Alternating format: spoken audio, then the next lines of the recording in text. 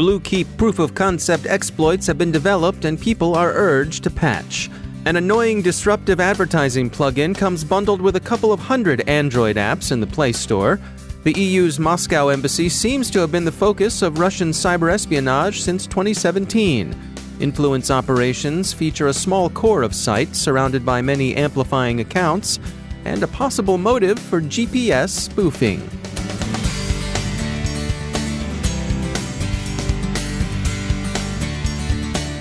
It's time to take a moment to tell you about our sponsor, Recorded Future. Recorded Future is the real-time threat intelligence company whose patented technology continuously analyzes the entire web, developing cyber intelligence that gives analysts unmatched insight into emerging threats.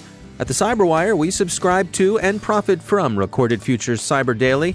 As anyone in the industry will tell you, when analytical talent is as scarce as it is today, every enterprise owes it to itself to look into any technology that makes your security teams more productive and your intelligence more comprehensive and timely, because that's what you want, actionable intelligence. Sign up for the Cyber Daily email, and every day you'll receive the top trending indicators Recorded Future captures crossing the web. Cyber news, targeted industries, threat actors, exploited vulnerabilities, malware, and suspicious IP addresses. Subscribe today and stay a step or two ahead of the threat. Go to recordedfuture.com/cyberwire to subscribe for free threat intelligence updates.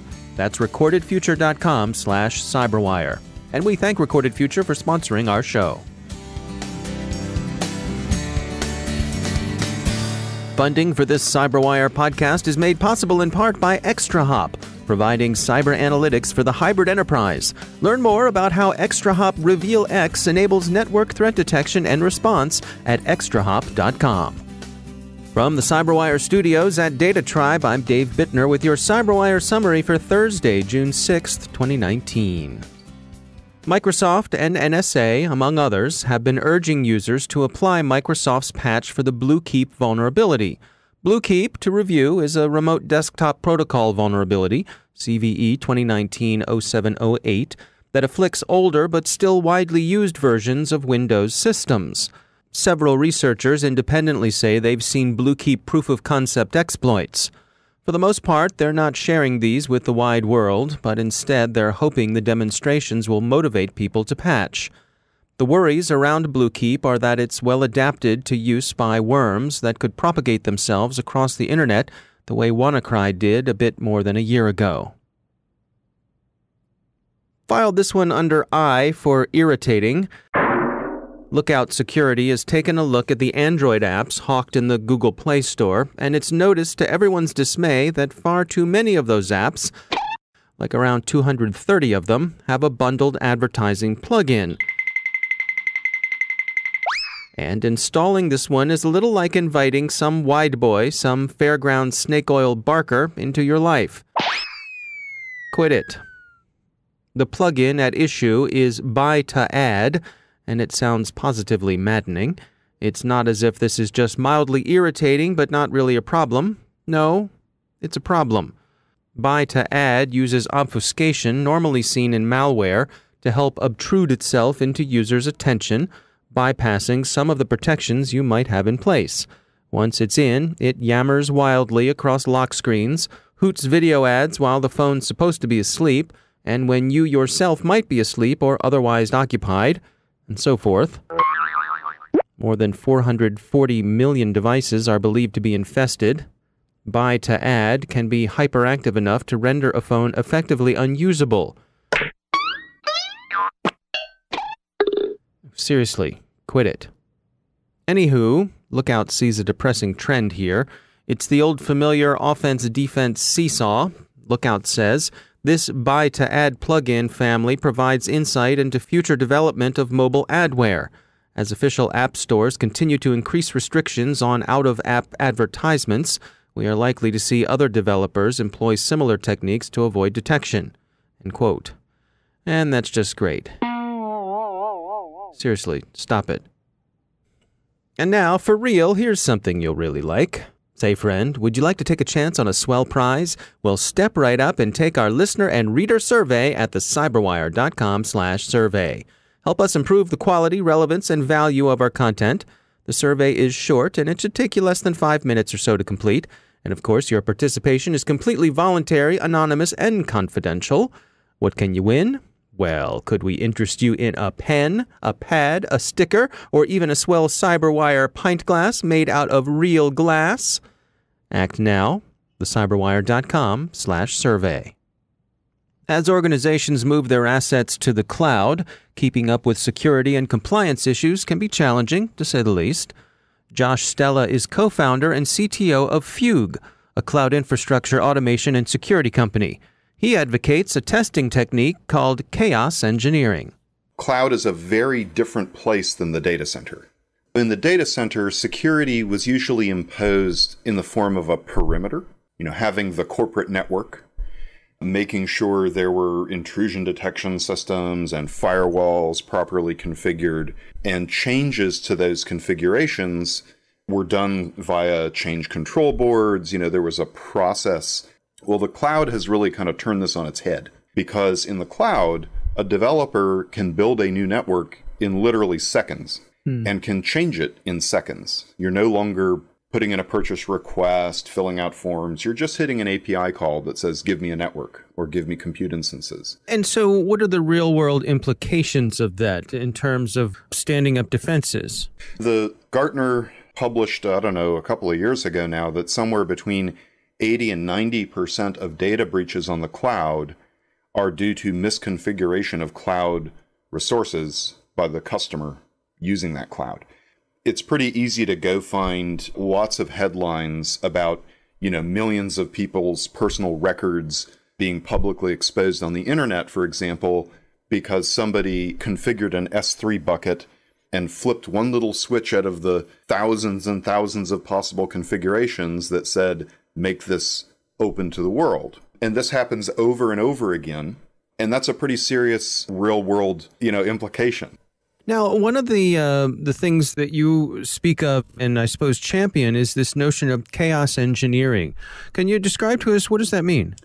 Chaos engineering was made famous by Netflix several years ago. And the idea was randomly break stuff. And if your system is architected correctly, it will continue to function. They famously put out a tool called Chaos Monkey that would go and take down servers. And so in the Netflix infrastructure view of the world, it's often called immutable infrastructure. The system as a whole should recover from that. A new server should appear to fill in the role of the old one. You cannot predict what's going to happen in the production environment. You can try, but you're going to fail. You cannot predict what's going to go wrong, when it's going to happen. But the way chaos engineering applies to security is, let's go open dangerous ports in the firewalls. Let's go turn on public access to things that should be hidden. Let's go do all kinds of things randomly to the environment, remove tagging from things so that they disappear from security monitors and cost monitors. Let's just go do destructive things to the infrastructure. And if we have a really resilient system, those things will be corrected very quickly. And that's a big part of what Fugue does. We have the ability to give our customers self-healing infrastructure. So it's really a sophisticated kind of stress test, I suppose. That's a pretty good description. And just like a stress test, you don't know what's going to happen until you try it. I think that's a pretty good description. A lot of what folks are doing now around security is they're guessing what's going to go wrong and build scripts to look for that, or have monitors watching for things that are predictable that could go wrong. But what they're missing is bad guys are really creative, right? And so are developers. So are good guys who don't mean to do harm, but might by accident. And so you simply can't predict everything that's going to go wrong. So that stress test idea is right. You push the system and see what actually fails that you're not handling. It's a really different way of thinking about infrastructure and security and configuration, and not something you could do in the data center because humans had to go out and do the work. Now, because of these APIs, the same things that give the developers the ability to get things wrong, it gives security the ability to automate getting it right. That's Josh Stella from Fugue. The EU's mission to Moscow suffered a long-running, sophisticated cyber espionage event that began in February 2017 and continued through its discovery in April, BuzzFeed reports. Russian organizations, probably intelligence services, are believed to be behind the attack, which netted the hackers an undisclosed haul of information. The EU did not disclose the incident, evidently not wishing to roil political waters on the eve of European elections, in which Russian influence operations became a sensitive matter. It's worth reviewing in this context Symantec's reports on Russian influence operations in the 2016 U.S. elections. The report indicates Moscow's efforts to have been more extensive, more patient, and more balanced ideologically than previously assumed. A core group of main accounts, often bogus news services, was supported by a very large number of auxiliary accounts responsible for amplification. Messaging was designed to appeal to left and right roughly equally, with the most disaffected partisans most heavily targeted. So the playbook appears to be, roughly speaking, this: establish some core accounts, place divisive messages designed to inflame the disaffected, and then amplify the messages with herds of ancillary social media accounts. Symantec thinks the accounts were heavily automated, lots of bots, but that the automation was designed to be tweaked and steered by human operators to adjust the events, responses, and newly perceived opportunities. Insofar that there is a common denominator among the accounts, it's inauthenticity, presenting yourself as something or someone you're not, a concerned progressive, let's say, or a principled conservative, or whatever suits your disruptive purpose. Because again, the message isn't important. What's important to the information operator is disruption, not conviction. This would seem to suggest that bot hunting, looking for and suppressing coordinated inauthenticity, may offer more promise than the sort of largely algorithm-driven content moderation that YouTube has announced this week, which hasn't succeeded in pleasing people on any side of any particular divide. There's been a wave of Russian GPS spoofing since last autumn. Some of it was in the Baltic region, some of it was in the Black Sea. C4ISR Networks suggests a possible motive for the Black Sea incidents, at least. It may have been executive protection against drones. The incidents seem to have been highly correlated with Vladimir Putin's movements, and there's some speculation that it was intended to keep any hostile drones away from the Russian president. To close this segment on a serious note, today, of course, is the 75th anniversary of D-Day. It's being marked by national leaders and veterans. The veterans won't be with us much longer. The generation that fought the Second World War is passing swiftly. The nation recently marked another somber milestone with the passing of the last of the U.S. Army's code talkers. The Navajo, who served in the Marine Corps, are better known, but the Army also had its secure communications specialists, 17 of whom were from the Mohawk Nation. The last Akwesasne Mohawk Army code talker, Louis Levi Oakes, died last week at the age of 94 and was buried on June 1st with full military honors. Technician Oakes served in the South Pacific, New Guinea, and the Philippines, and he earned a Silver Star for his valor. Soldier, rest, and our condolences to your family and friends.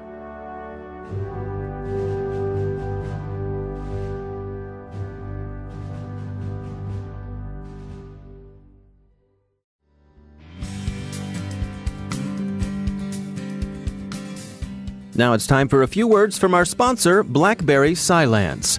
They're the people who protect our own endpoints here at the CyberWire, and you might consider seeing what BlackBerry Cylance can do for you. You probably know all about legacy antivirus protection. It's very good as far as it goes, but you know what? The bad guys know all about it too. It will stop the skids, but to keep the savvier hoods hands off your endpoints, BlackBerry Cylance thinks you need something better. Check out the latest version of Cylance Optics. It turns every endpoint into its own security operations center. Cylance Optics deploys algorithms formed by machine learning to offer not only immediate protection, but security that's quick enough to keep up with the threat by watching, learning, and acting on systems behavior and resources. Whether you're worried about advanced malware, commodity hacking, or malicious insiders, Cylance Optics can help. Visit Cylance.com to learn more, and we thank BlackBerry Cylance for sponsoring our show.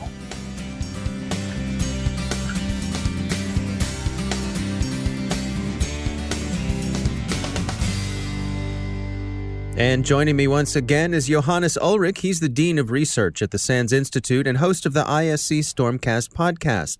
Johannes, it's always great to have you back. We wanted to talk today about MTASTS, which is a protocol that Google seems to be throwing their weight behind. What do we need to know about this? Well, it really tries to solve the problem that we have with the privacy and with the integrity of email. When it comes to HTTP, to browsing the web, pretty much all websites that matter these days are using HTTPS. And we do have some mechanisms like strict transport security in order to ensure that any man in the middle can't downgrade us to HTTP. With email, that's a little bit more complicated. The problem with email is that the connection that really matters here is the connection between mail servers. And of course, as an end user, we don't really have any influence over this. Now, they came up with a real great way to secure that connection, and that's Start TLS. So if your mail server connects to my mail server will tell it, okay, I'm supporting Start TLS. Let's switch to TLS. Small problem with that, this initial negotiation is still in the clear, it's not protected, and there have been ISPs, there have been countries that essentially just remove that Start TLS advertisement. So what we really have to do is, we have to figure out, does a mail server support Start TLS? Should I expect this particular feature to be enabled? And that's what MTASTS is trying to solve. And so what's going on here under the hood? How's it actually working? So what actually happens here is that your mail server will first do a DNS lookup for a specific record that I have to set up to check, does this domain support Start TLS? If that record exists, then your mail server will check my website to then retrieve my Start TLS policy. It's not really that hard to set up, but yes, there are a couple of moving parts. You have to add that DNS record. You have to add a specific file to your web server in order to enable this. And with Google throwing their weight behind it, does that mean it's likely to gain some traction?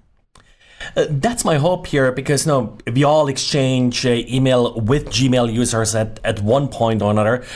So Google, being one of the big mail providers implementing this, really I hope helps. The other part of this that Google implemented is if you are supporting this feature, Google will actually send you a report once a day, a quick summary. It's of just a one-line JSON snippet telling you how many email connections Google Mail servers established with your mail servers, how many of them use Start TLS, how many didn't use Start TLS. So that also helps you a little bit find out, do you have your system misconfigured, or is actually someone trying to play tricks with some of your systems?